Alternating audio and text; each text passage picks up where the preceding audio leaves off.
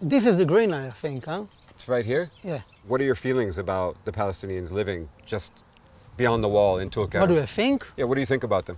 For us, since the 7th October, we are about the war, yeah? I'm for the war. Try to get as much as we can terrorists and people from there, really do a cleanup, like going inside and clean it up.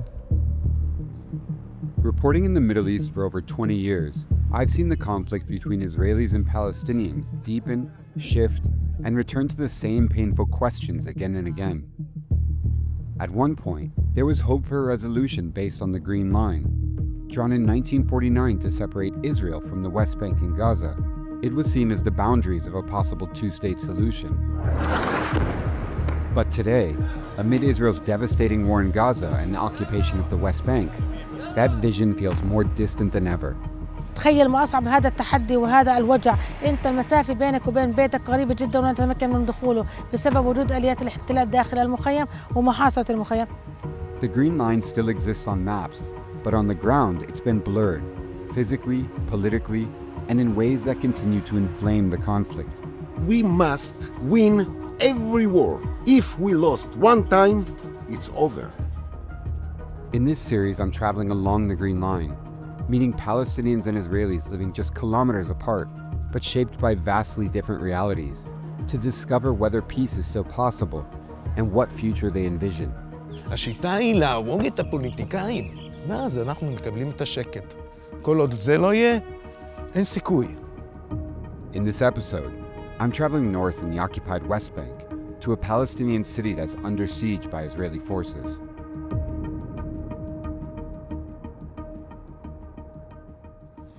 So right now we're just about to cross an Israeli military checkpoint and enter the city of Tulkarm in the occupied West Bank.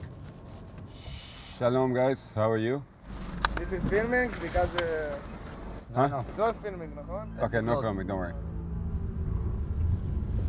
This is a very densely populated refugee camp. These streets are usually full with people, and as you can see, it looks like everything on this main street has been destroyed by the Israeli military. Ooh, look, look, look. Look at the Israeli flag, see it? Yeah. I can't believe it's completely empty. Look at that, look at that, look at that. Nur Shams is a Palestinian refugee camp in Tulkarm. Located just a few kilometers from the Green Line, it was set up to house Palestinians displaced during the creation of Israel in 1948. Since March, the Israeli military has been conducting an ongoing operation in the camp, claiming to target Palestinian militants. But the army has forced the camp's nearly 14,000 residents from their homes and prevented them from returning. السلام عليكم. فينا نمشي لقدام؟ في جيش جوا. شو بصير إذا نمشي لقدام شوي؟ أول امبارح فاتوا الناس اعتقلوهم من الساعة 4 العصر للساعة 12 في الليل. أوجدوهم وهم ماخذينهم، إشي شباب ضربوهم، إشي نساء حجزوهم ساعتين أو ثلاثة، بعدين أتركوهم، وهذا الحال اللي في المخيم. Your shop is right here next to Nur Shams. Do you feel safe right now? طبعا لا. لا يمكن يكون في امان، بمعنى ما دام في جيش ما في امان، لانه الانسان ما كيف بده يفوت موجود، اما ممكن يعتدي عليه او يضربه. This is about as far as we're going to go right now. People have told us it's not safe at all. The Israeli military is occupying homes just inside the camp there. They've been arresting people, even shooting at people when they've tried to return to their homes over recent days and weeks. We're going to go. Okay. I'm just going to one more PTC.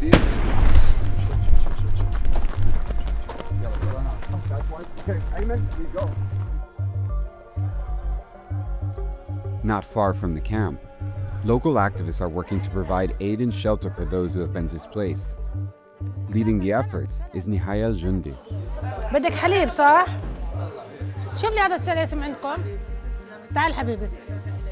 الولد جاي لأنه عندهم حالة وفاة، سلم ايديك. يلا. هناك بكفر اليبد في مركز إيواء، وفي ناس نازحين كثير بكفر اليبد، سواء في مراكز إيواء أو في بيوت مستأجرة، وفي ناس أعطوهم بيوت مجانا يعني تعاطفوا مع الحالات. تعرف؟ ضربوا الجيش هسه. بعرف كل انتوا بدناش نساعدكم. لا مرحبا، كيف حالك؟ أنت هون ساكنة؟ أهلا. قاعد بناموا فيها النسوان.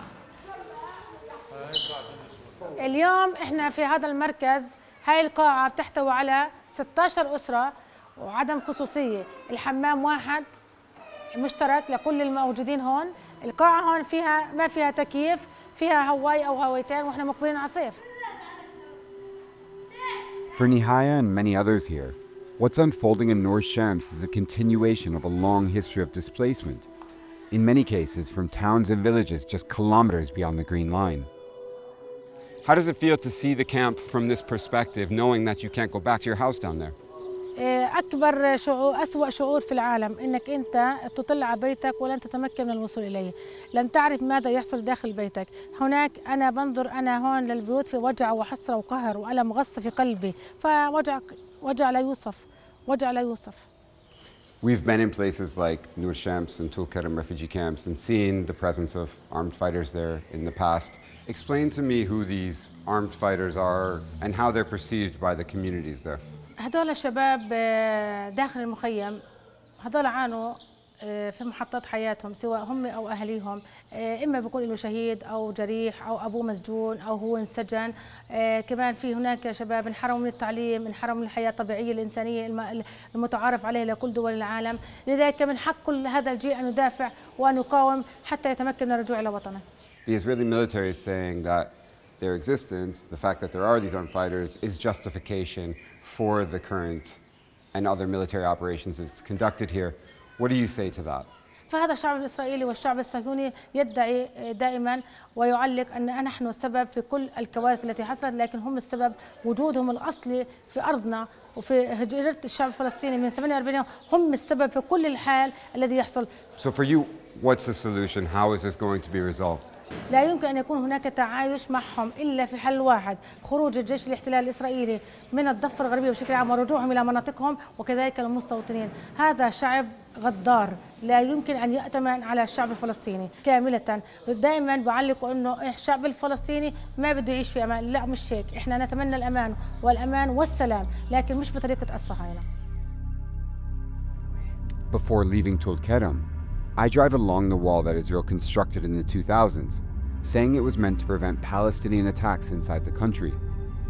The barrier stretches along the entire length of the West Bank, but it's drawn criticism because over 80% of it was built inside the territory, not along the Green Line. هسا لما سووا الجدار اخذوا الجدار وحطوا لي شيك لجاي، انا شو سويت؟ حطيت الزيكو، بس هذا مش حدي، انا حدي جوا. اخذوا 4 دونومات. طيب انت مش ممكن، ممنوع تروح بعد الزيكو؟ ممنوع. ممنوع. سكر. What would you like to see happen here in this area in the future? يعني السلام، نعيش في سلام، فاهم علي؟ يرجعونا ارضنا ونعيش بسلام احنا وياهم وما في مشكله. What do you say to the people on the other side of the wall who say that they need that wall because they're scared of people like you, Palestinians living on this side of it? ما في مشكله احنا واليهود. احنا بنطمن اليهود، احنا اهل، بنضلنا احباب، لكن يا عم الاحتلال، الاسباب الاحتلال، ونامل من الله انه نعيش بسلام. اولادنا احنا كبرنا، انا عمري 60 سنه، بكفي يعني حقيقه لازم اولادنا برضه يعيشوا. لا بنقبل لا اطفال اليهود يموتوا ولا الاطفال الفلسطينيين يموتوا. احنا بدنا نعيش بسلام.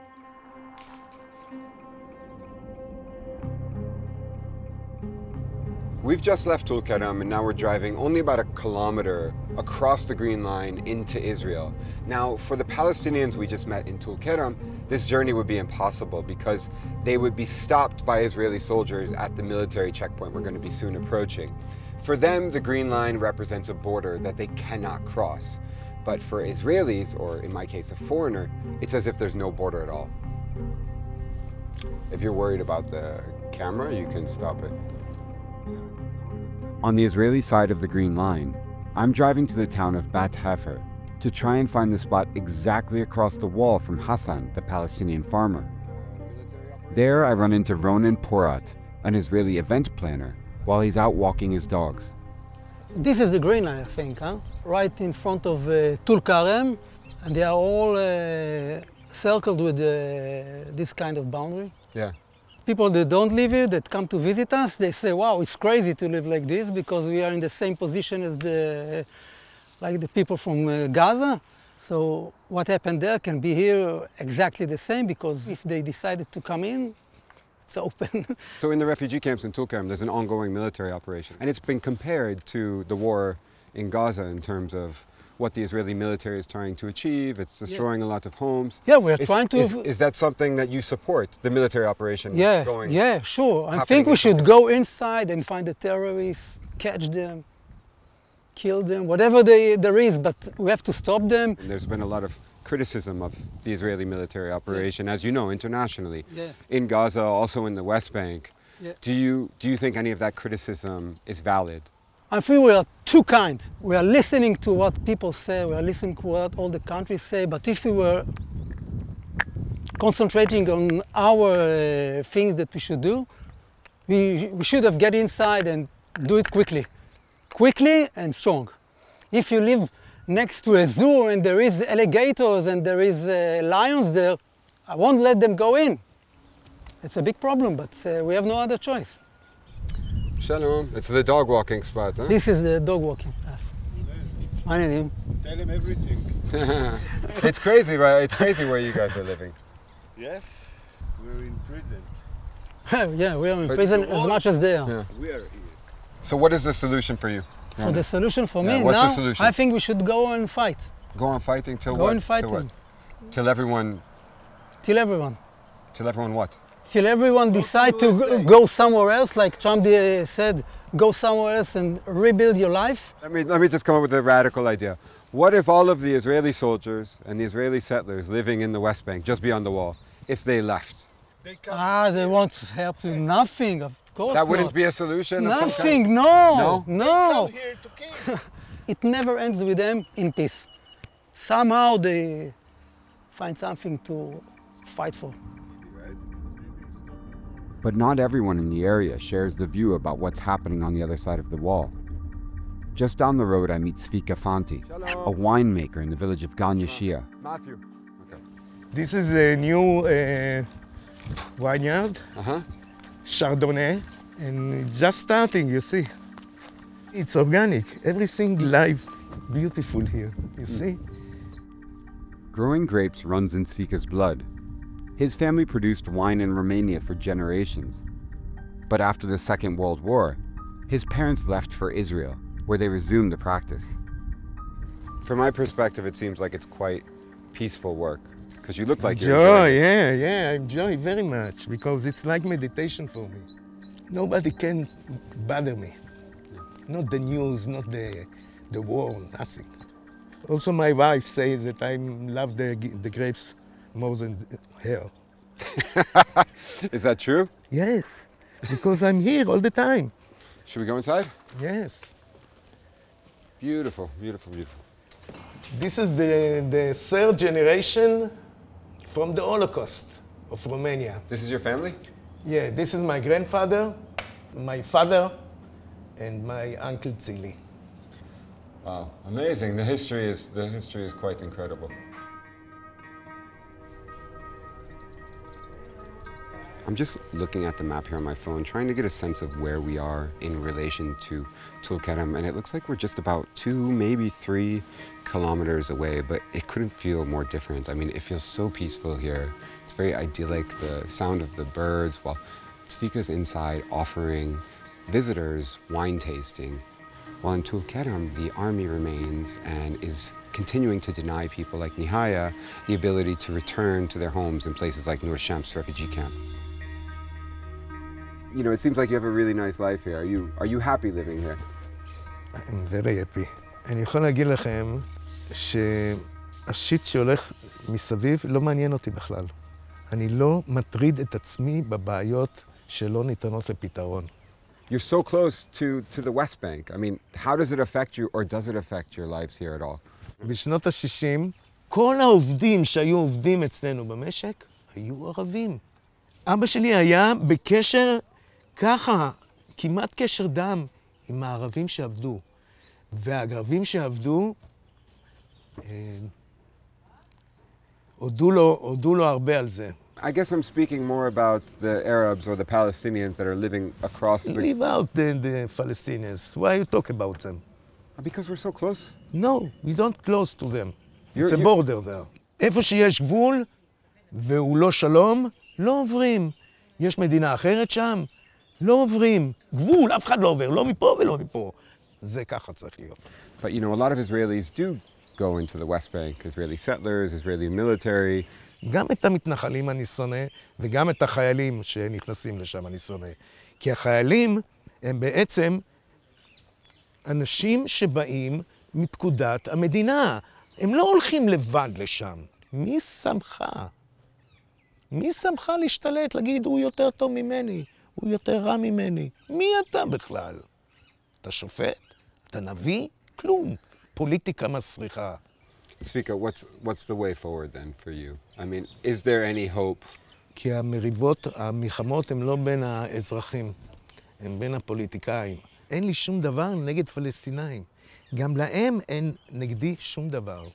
מה שקרה ב7 באוקטובר זה עונש.